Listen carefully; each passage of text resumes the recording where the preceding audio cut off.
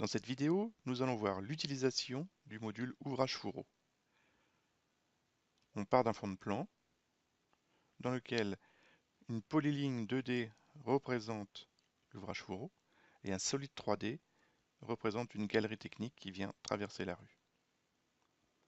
On peut visualiser ce solide en 3D.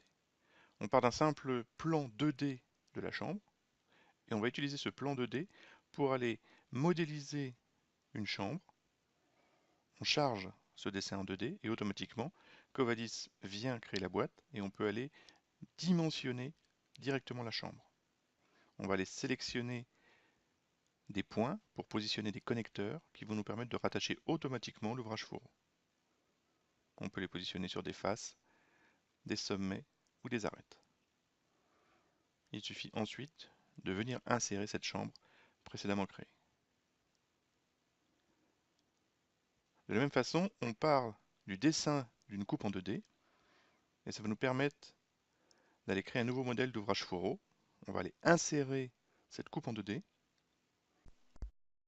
et on va dimensionner le modèle de telle façon qu'il s'adapte à la coupe. La largeur, la hauteur et on va définir le lit de pose à 0. Et ensuite on va attribuer le rôle de chacun des fourreaux. Par exemple pour celui-ci on va dire que c'est du HTB. Et on fait la même chose pour l'ensemble des fourreaux. Ensuite on va convertir la polyligne en ouvrage Fourreau en allant sélectionner le modèle voulu.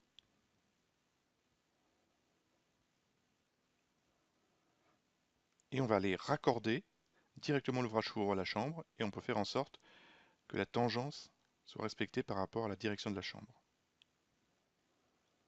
Ici on voit qu'on a un conflit entre la galerie technique et l'ouvrage Fourreau. On va venir grâce à un grip ici automatiquement positionner des chambres de part et d'autre du conflit.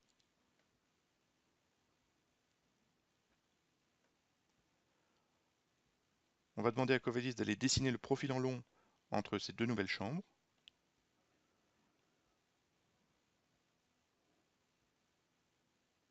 Covadis va venir nous dessiner le profil en long. Et on va dessiner une courbe dans le profil qui va nous servir d'esquisse pour faire une dérivation de l'ouvrage Fourreau. On dessine directement comme ceci la courbe. Donc la courbe est dynamique, on pourrait ensuite aller la modifier en changeant des pentes ou en allant la déplacer.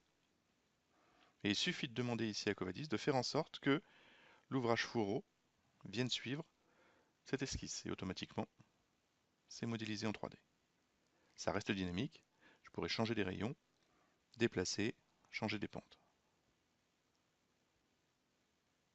Il ne reste plus qu'à aller implanter des marques pour l'implantation. On les voit sur le profil en long et on les voit sur la vue en plan. Puis enfin, on vient sortir un récapitulatif des données géométriques de l'objet choisi. Un fichier Excel comme ceci.